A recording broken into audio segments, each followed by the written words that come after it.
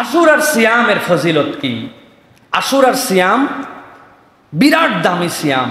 রাসূল সাল্লাল্লাহু আলাইহি ওয়াসাল্লামের কাছে এসে এক সাহাবী বললেন, ইয়া রাসূলুল্লাহি আইয়ু শাহরিন তা'মুরনি আন আসুমা বা'দা রমাদান, রমাদানের পরে আমি কোন মাসে সিয়াম পালন করব, আপনি আমাকে নির্দেশ দেন। নবী করিম সাল্লাল্লাহু আলাইহি ওয়াসাল্লাম বলেন, ইন কুনতা সাইমান বা'দা শাহরি রমাদান ফাসুম আল মুহাররম ফাইন্নাহু শাহরুল্লাহ। যদি তুমি রমাদান ছাড়া অন্য কোনো মাসে বরকতপূর্ণ রোজা রেখে তুমি তোমার ফজিলত হাসিল করতে চাও, তুমি মুহররম মাসে রোজা রাখো, নিশ্চয় জেনে রাখো মুহররম আল্লাহর মাস। সুবহানাল্লাহ। কেমন করে আল্লাহর মাস? নবীজি বলছেন, ফিহি ইয়াউমুন তাবা ফিহি আলা কওমিন, এই মাসের মধ্যে কোন কওম তওবা করেছিল, আল্লাহ তাদের তওবা কবুল করে নিয়েছেন। ও ইয়াতুবু ফিহি আলা কওমিন আখারিন, কিয়ামত পর্যন্ত এই মাসে বান্দা কবুল করবে, তওবা করবে একদল, আল্লাহ তাদের তওবা কবুল করতে থাকবেন। সুবহানাল্লাহ। অতএব মুহররম তওবার মাস, মুহররম আল্লাহর মাস। মুহররম মানে নিজেই সম্মানিত, যেই মাসে হালাল কাজকে হারাম করা হয়েছে। মানে কি? পরপর 3টা মাস, জিলহজ, জিলকদ, মুহররম, এই মাসে যেন বান্দারা হজ করতে নির্বিঘ্নে যেতে পারে। যুদ্ধ, বিগ্রহ, ঝগড়া ঝাঁটি সব নিষিদ্ধ। এই মাসগুলোতে অন্য সময়ও নিষিদ্ধ, এই মাসে আরও বেশি নিষিদ্ধ। আল্লাহর মাস এই মুহররম। এই মুহররমের সিয়ামের ব্যাপারে নবী করিম সাল্লাল্লাহু আলাইহি ওয়াসাল্লাম থেকে হাদিস আসছে, ভালো করে বুঝেন। নবীজি মদিনায় গেলেন, যাওয়ার পরে ইহুদিদেরকে বললেন, লিমা সুমতুমুল ইয়াউম, তোমরা কেন এই দিনে দিবস রোজা রাখো? বলে, আমরা রোজা রাখি, মূসা আলাইহিস সালামকে আল্লাহ নাজাত দিয়েছিলেন এই দিনে, এই জন্য আমরা রোজা রাখি। নবীজি বললেন, আমি তো মূসার ব্যাপারে অধিক হকদার, সে নবুয়তি আমার ভাই, মহব্বতের দিক দিয়ে আমার অনেক কাছে, অতএব হে মুসলমানেরা তোমরা সিয়াম পালন করো। নবীজি বললেন, আহতাসিবু আলাল্লাহি আন ইউকাফিরা সানাতাল্লাতী ক্বাবলা, কেউ যদি মুহররমের সিয়াম পালন করে আল্লাহ অতীতের 1 বছরের গুনাহ তার মাফ করে দিবেন। আরাফাতের রোজা কি? আন ইউকাফিরা সানাতাল্লাতী ক্বাবলা ও বাদা, আগে পরে, আর এই সিয়ামের দ্বারা আগের রোজা আল্লাহ মাফ করে দিবেন। নবীজি খুশি হয়ে বললেন, আমি যদি আগামী বছর বাঁচি, খালি 10 নয়, আমি 9 তারিখেও রোজা রাখবো। সুবহানাল্লাহ বিহামদি। কিন্তু নবী করিম সাল্লাল্লাহু আলাইহি ওয়াসাল্লাম হায়াত পান নাই।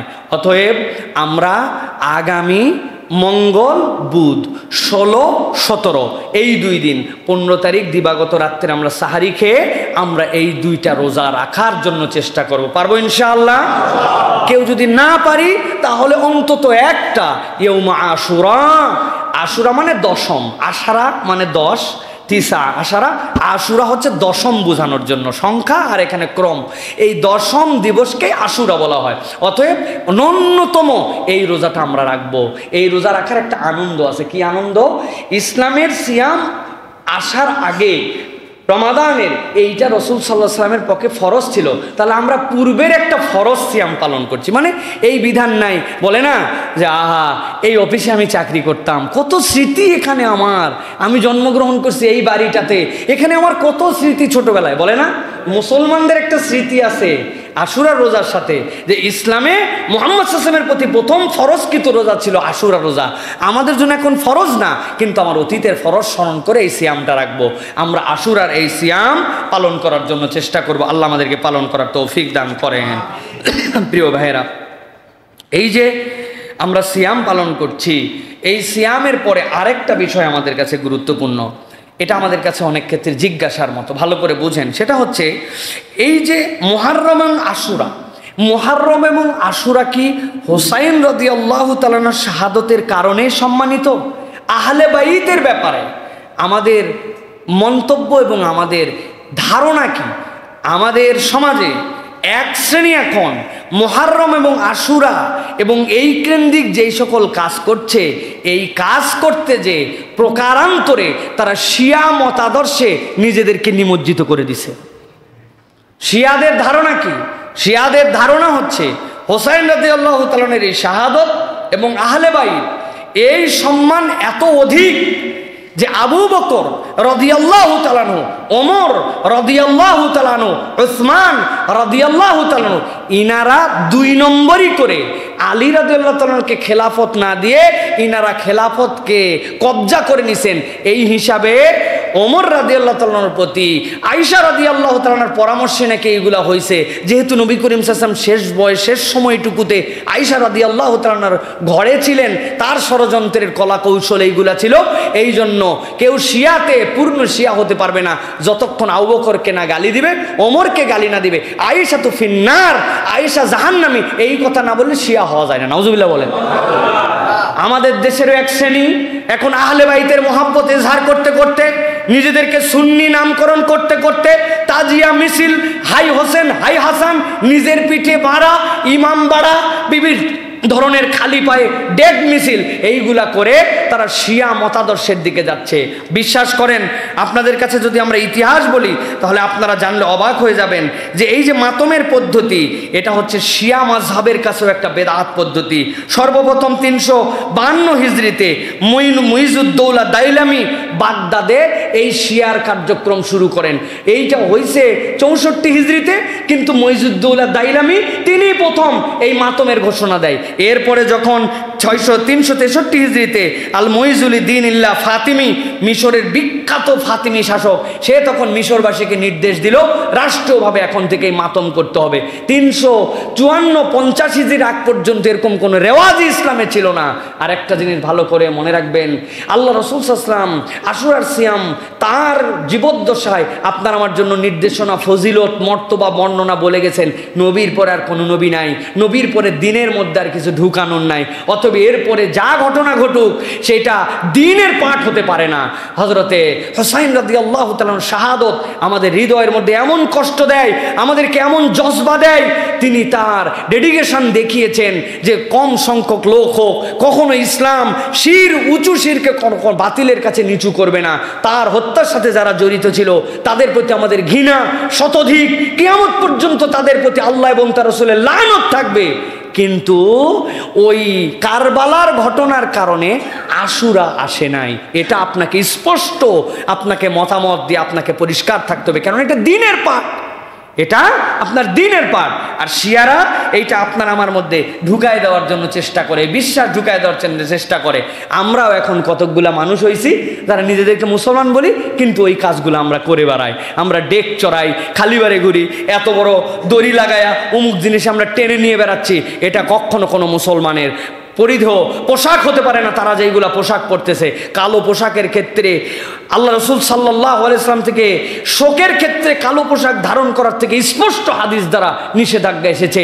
সূরা কোরআনুল কারীমের আয়াতের মধ্যে আসছে, হে রাসূল আপনি মেয়েদের কাছ থেকে বায়াত গ্রহণ করেন, বায়াত গ্রহণের ক্ষেত্রে তারা যেন দ্বীনের উপরে থাকে, আপনার বিরোধিতা না করে, মারুফের উপরে থাকে, আপনার ন্যায় আদেশ থেকে বের না হয়ে যায়। সাহাবী জিজ্ঞাসা করলেন, ইয়া রাসূলুল্লাহ এই মারুফের ব্যাখ্যা কি? তিনি বললেন, মেয়েদের শপথ নেওয়া হয়েছে তারা শোকের সময় চুল ছিঁড়বে না, শোকের সময় ন্যাড়া করে ফেলবে না, শোকের সময় নিজের কাপড় ছিঁড়বে না, কালো পোশাক ধারণ করে শোক করবে না। মেয়েরা এইগুলা দ্বীনের মধ্যে থেকে যদি এইগুলা গ্রহণ করে নিয়ে বায়াত করতে চায়, নবী বায়াত নেবেন না, এর বাহিরে তাদেরকে বের করে দেওয়া হয়েছে। এখন কালো পোশাক পরা, মাতম করা, নিজের পিঠে নিজে এইগুলা মারা, এইগুলার সাথে ইসলামের দূরতম কোনো সম্পর্ক নাই। এইগুলা করে হুসাইন রাদিয়াল্লাহু তাআলাকে বেইজ্জত করা হয়। ভালো করে বুঝবেন, আহলে বাইতের সম্মান আছে। আল্লাহ রাব্বুল আলামিন কোরআনুল কারীমের মধ্যে বলেছেন, ইন্নামা ইউরিদুল্লাহু লিইউযহিবা আনকুমুর রিজসা আহলাল বাইতি ওয়া ইতাহহিরাকুম তাতহীরা। আমরা বিশ্বাস করি নবী পরিবার, নবীর আত্মীয়, তাদেরকে আল্লাহ স্বয়ং পবিত্র করেছেন, তাদেরকে সম্মান করা আমাদের ঈমানের দাবি। নবী করিম সাল্লাল্লাহু আলাইহি ওয়াসাল্লাম গাদিরে কওমের দিন বলেছেন, তোমরা আল্লাহ রাব্বুল আলামিনের কাছে ততক্ষণ পর্যন্ত পূর্ণ মুমিন হতে পারবে না যতক্ষণ পর্যন্ত আমার পরিবার, আমার সাথে যারা আত্মীয়, তাদেরকে তোমরা সম্মান না করবে। এখন বলেন তো, আল্লাহ রাসূল সাল্লাল্লাহু আলাইহি ওয়াসাল্লামের স্ত্রীদেরকে তার পরিবার, আপনার বউ যদি আপনার পরিবার না হয়, আপনার পরিবারকে? ওরা বউকে পরিবার, রাসূল সাল্লাল্লাহু আলাইহি ওয়াসাল্লাম স্ত্রীকে পরিবার মানতে রাজি নাই, রাসূল সাল্লাল্লাহু আলাইহি ওয়াসাল্লাম অন্য চাচাদেরকে পরিবার মানতে রাজি নয়। ওদের পরিবার হাসান, হোসাইন, আলী, ফাতেমা, শেষ, খালাস। এইখান থেকেই পরিবার। নবী করিম সাল্লাল্লাহু আলাইহি ওয়াসাল্লামের চাচা জাফর, যিনি দেখতে রাসূল সাল্লাল্লাহু আলাইহি ওয়াসাল্লামের মতো, তার সন্তানরা যার মৃত্যুতে নবী করিম সাল্লাল্লাহু আলাইহি ওয়াসাল্লাম হাউমাউ করে কাঁদছিলেন, জাফরকে এরপরে ঘোষণা দিয়েছিলেন জান্নাতের মধ্যে ডানালা পাখির মতো ঘুরতেছে, তার কোনো ভ্যালু নাই তাদের কাছে। আব্দুল্লাহর ভ্যালু নাই, আব্বাস রাদিয়াল্লাহু তাআলার ভ্যালু তাদের কাছে নাই। রাসূল সাল্লাল্লাহু আলাইহি ওয়াসাল্লাম একদিন বসেছিলেন, তখন আব্বাস রাদিয়াল্লাহু তাআলা বললেন, ইয়া রাসূলুল্লাহ কুরাইশের কিছু লোক বনি হাশেমের সাথে শত্রুতা করে। নবী করিম সাল্লাল্লাহু আলাইহি ওয়াসাল্লাম সাথে সাথে বললেন, পূর্ণ ঈমানদার ততক্ষণ পর্যন্ত হতে পারবে না যতক্ষণ না আল্লাহ এবং তার নবীর জন্য আমার আত্মীয়তার সম্পর্ক যাদের সাথে তাদেরকে মহব্বত করতে পারবে না। আপনি মুআবিয়া রাদিয়াল্লাহু তাআলাকে গালি দেন, আপনি আবু সুফিয়ানকে গালি দেন, অথচ আমরা যদি হিসাব করি আব্দুল মুত্তালিব ইবনে হাশেম ইবনে আব্দে মানাফ, রসুল বলছেন ইসমাইল আলাইহিস সালামের বংশকে আল্লাহ পছন্দ করেছেন, সেখান থেকে আল্লাহ রাব্বুল আব্দুল মুত্তালিব, সেখান থেকে ইবনে হাশেম, সেখান থেকে ইবনে মানাফ, এই বংশকে চুজ করে আমাকে পাঠাইছেন। উনারা রসুলের বংশের আপন আত্মীয়, আবার রসুল সাল্লাল্লাহু আলাইহি ওয়াসাল্লামের শ্বশুর। আপনি তাদেরকে গালি দিয়ে ইসলামের মধ্যে মনে করছেন বিরাট কিছু করতেছেন। আপনি মুআবিয়া রাদিয়াল্লাহু তাআলার ব্যাপারে একজন সালাফ বলছিলেন, ইসলামের পঞ্চম খলিফা ওমর ইবনে আব্দুল আজিজ, কি নাম তার, কার্যক্রম এত সুন্দর যে আলী রাদিয়াল্লাহু তাআলার পরে খেলাফতের তার প্রশাসনিক দক্ষতা, ইসলামের ডেডিকেশন দেখে অনেকে বলছিল তাকে কি পঞ্চম খলিফা হিসাবে আপনি কি মুআবিয়ার উপরে স্থান দেন? সেই সালাফ বলছিলেন নাউযুবিল্লাহি মিন যালিক। হযরত মুআবিয়া রাদিয়াল্লাহু তাআলা আনহু একদিন নবী করিম সাল্লাল্লাহু আলাইহি ওয়াসাল্লামের সাথে সালাত আদায় করে যে সওয়াব এবং যে মর্যাদা পেয়েছেন, সারা কিয়ামত পর্যন্ত হায়াত নিয়ে ওমর ইবনে আব্দুল আজিজ যদি সালাত পড়ে এই সওয়াব সে পাবে না, কেননা তিনি সাহাবী। সুবহানাল্লাহ।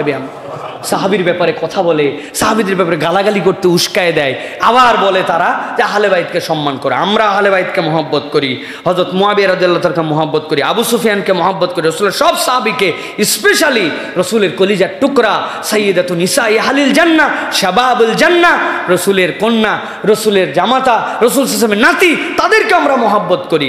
কিন্তু তার মানে ওই হুসাইন রাদিয়াল্লাহু তাআলা কারবালার শাহাদতের কারণে আশুরার দিবসকে আমরা উদযাপন করি না। আমরা এই শোককে হৃদয়ে ধারণ করি, ইসলামের অগ্রগামিতার পক্ষে তার এই কুরবানিকে আমরা সবসময় স্মরণ করি। তাকে আমরা কখনো মৃত মনে করি না, তিনি শাহাদতের দরজায় জীবিত, আল্লাহর কাছে রিজিক পাচ্ছেন। কিন্তু এই সকল ফাউল কাজও আমরা করি না। কিন্তু এক শ্রেণী এখন এই সকল কাজ করে নিজেদেরকে সুন্নি বলতেছে, নিজেদেরকে আপডেট বলতেছে, আমাদের তরুণরাও তাদের পিছে। খবরদার, তাজিয়া মিছিল, ইমাম বাড়া, এইগুলার জন্য শোক হাই হোসেন করা, পিঠ চাপড়ানো, কালো পোশাক পরা, এইগুলাতে চান্দা দেওয়া, ডেক চাপানো, বিভিন্ন জায়গায় ডেকের মধ্যে লাইট করা, এই দিন ঘোরাফেরা করা, এইগুলা ইসলামের সাথে দূরতম সম্পর্ক নাই। এইগুলার সাথে আমরা সম্পৃক্ত হব না। রাজি আছেন ইনশাআল্লাহ? আর আহলে বাইত নবীর পরিবারকে আমরা মহব্বত করব, কেননা নবীর পরিবারের এমন সম্মান, আল্লাহ বলছেন তারা দুস্থ হয়ে গেলেও যাকাত নিতে পারবে না, আল্লাহ এমন সম্মান তাদেরকে দিয়ে রেখেছেন। অতএব আমরা আহলে বাইতকে সম্মান করব, কিন্তু বিদআত করব না। আল্লাহ আমাদেরকে বোঝার তৌফিক দান করেন।